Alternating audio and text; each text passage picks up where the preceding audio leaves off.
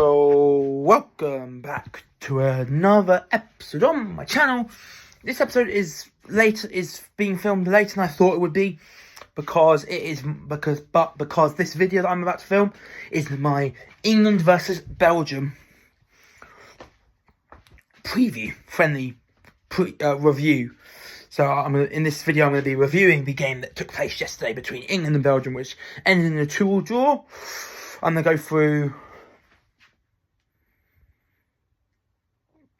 the starting 11, give you the player ratings for the starting.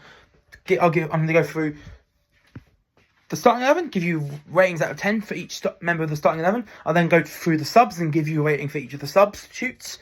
Then I'll give you an overall team rating, and then a conclusion will be made.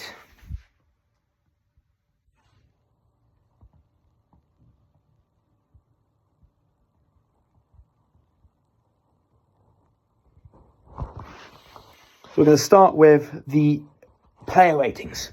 So we're going to start with, the team was Pickford. The team was Pickford, Conser, Stones, Dunk, Chilwell, Rice, Kobbie Mainoo, Jude Bellingham, Foden, Jack Bowen, Ivan Toney. We're going to start, and player ratings are going to start with the goalkeeper, John Pickford. Pickford, I gave a 3. Made the mistake for the Belgian opener, but other than that, he was okay. Conser, I give a 5. He I didn't see much of him. I didn't hear much of him, but he's had a solid few appearances for England in this international break. So I'm happy to give him a 5. I gave Stones a 4. I couldn't give him anything higher than a 4, as he was subbed off 30 near the beginning of the game. Dunk, I also gave a 4. Made the mistake that led to the goal that put Belgium 2-1 up, but other than that was okay. Chilwell gets a 4, just like Stones and Dunk. Yes, he didn't make a dunk. Yes, didn't go off early like Stones and didn't make a mistake like Dunk, but Chilwell he's had 3 shots from outside the box in the international break against Belgium and Brazil. He skied all 3 of them. So yeah, Chilwell's not had great, but I can excuse Chilwell because he has just come back. He has only just come back from an injury. Declan Rice, not great, not the best. 50th cap for Declan Rice, but he'll be happy that his team got a point, got a draw. But yeah, Declan Rice I gave a 6. Didn't have the best game as captain, but had a decent game as captain. Kobbie Mainoo, I gave an 8. I gave a 9. He was one of our best players. Period. Easily did really well in his first start for the club. Bellingham, I gave Bellingham an 8 because I would have given him a 6. I would have given him a 6 if he didn't score that equaliser late on. He would have gotten a 6. But because he scored that equaliser late on, I pushed it up to an 8. I pushed his rating up to an 8. Phil Foden, just like Kobbie Mainoo, I gave a 9. I think Kobbie Mainoo and Phil Foden were our best players. Yes, I know Phil Foden missed a chance late on that could have possibly given us a win, but overall was really good. Ivan Toney, who got the equaliser, who got England's first goal from the penalty spot, I gave a 7. Very solid game from him. And then Jack Bowen, who didn't play the whole game, but played a lot of the game, I gave a 6 because he was decent. Some people would say that Jack Bowen was better than Phil Foden in the game, but I believe Phil Foden was just a bit better. And then as for the substitutes, the first substitute was Gomez, who came on for John Stones very on. And after coming on, we did make the 2 mistakes. After John Stones went off and he came on for John Stones, we did concede the 2 goals, but that wasn't really down to him. It was down to Dunk and Pickford making bad mistakes. So I'm giving Gomez a 6. I gave Gomez a 6. I gave Watkins a 5. Didn't do much. Didn't have enough time to do anything. So yeah, 5. Same with Gordon, came on. I gave him a 5. He didn't do, just like with Watkins, didn't do anything. Didn't really do anything. And then finally, I didn't give him a rating. But James Maddison, who did come on, I'll be giving hit James Maddison, who did come on, a 7, because he did get the assist for the Bellingham equaliser let in the 95th minute. So I think he deserves 7. So that is my player ratings for the game against Belgium. As for overall team rating, I haven't decided. I haven't chosen a rating out of 10 yet, so I'm going to quickly choose the rating out of 10 for the overall performance, and I'll also think of my conclusion and create a conclusion for the game, and then I'll get back to you once I've done both of those things, and then we'll wrap up the video.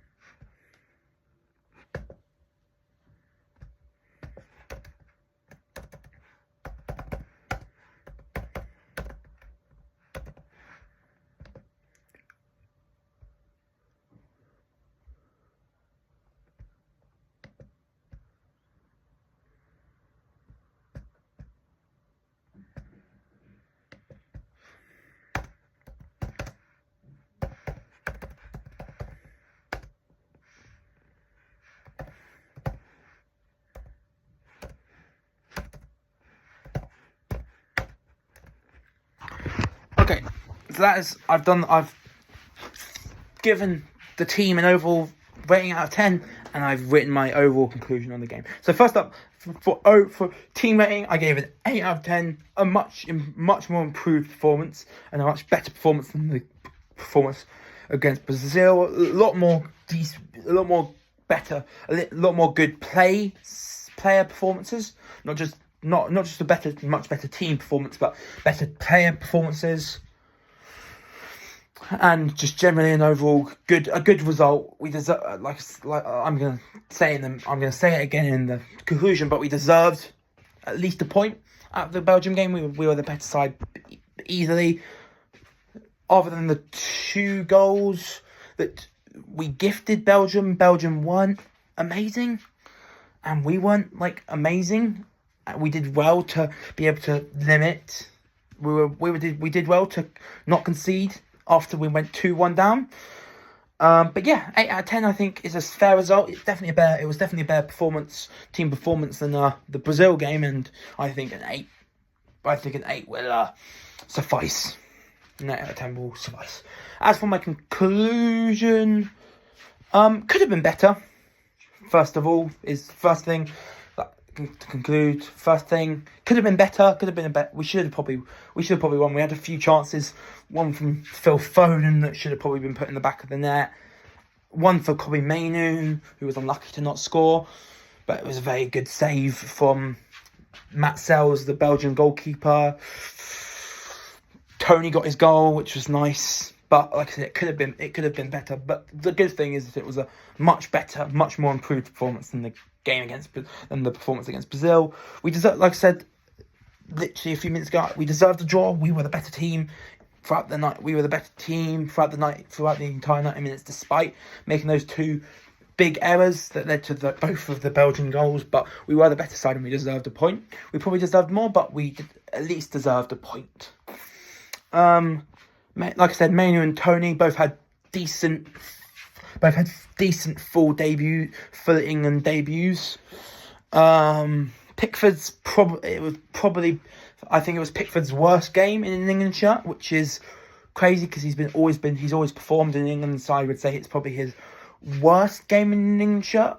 So as of now, maybe in the future there'll be one that's even worse, but for now, I think Pickford's performance against Belgium goes down as his worst in an England shirt. We're missing a lot of amazing quality players, which any team would feel the absence. Any national team, any club team would feel the absence of their important, quality, world-class players. We were missing Saka, we were missing Kane, we were missing Trippier, we were missing Walker, missing Maguire, we missed Stone.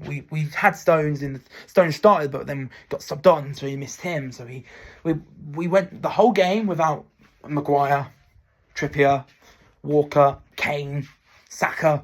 We went most of the game without John Stones. So yeah,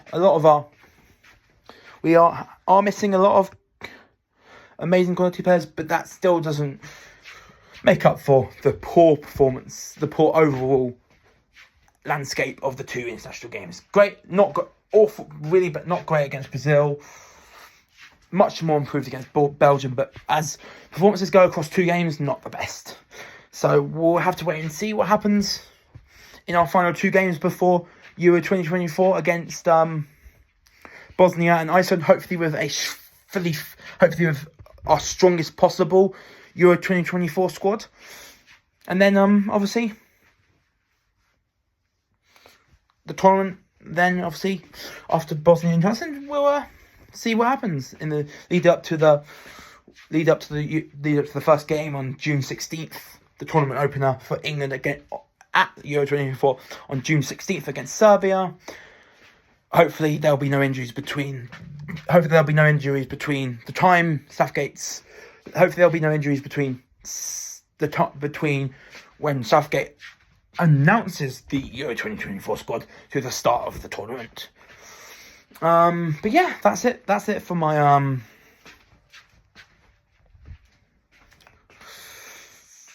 review for the game between England and Belgium yesterday.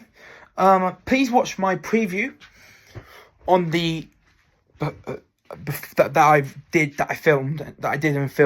did last week and filmed on Monday, because I did at the end of that announce a couple of videos that were coming in the next few weeks, but also two videos that I'm going to do eventually in the future when two big series come out with their final seasons. So yeah, please, if you want to know videos that are coming up in the future, please watch my preview for Belgium, England, because I did mention all future videos, including a new series which currently has 6 episodes. So stay tuned for all those future videos, and I'll see you tomorrow on Thursday. Tomorrow, which is Thursday, when I do my game week, where I do my Premier League predictions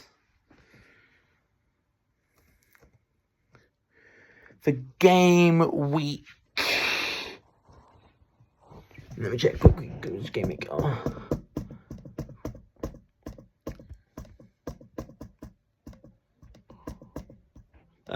Yeah. I will see you tomorrow as I give my predictions for game week 30 of the 23-24 Premier League season, which includes a big game at the Etihad between my boys, my team, Man City, and the best team right now in London, Arsenal. It's a title challenge. It's a title battle between two of the favourites, two of the teams involved. It's a title battle between two of the teams involved, and it's at the Etihad. I can't see anything other than a Arsenal City win, but you have to wait and see my prediction for that game and for the other games taking place on match week 30 tomorrow when I release my video for my game week 30 Premier League predictions for the 2023-2024 season, including, like I said, the big title race battle between Man City and Arsenal at the Etihad. Until tomorrow, this has been my channel, Give O'Brien, and I've been John O'Brien, and I hope to see you tomorrow. Subscribe to the channel and click the notification bell to catch up with all my latest videos, and I'll see you tomorrow. But until tomorrow, for my Game Week 30 Premier League predictions, I'm out. Peace.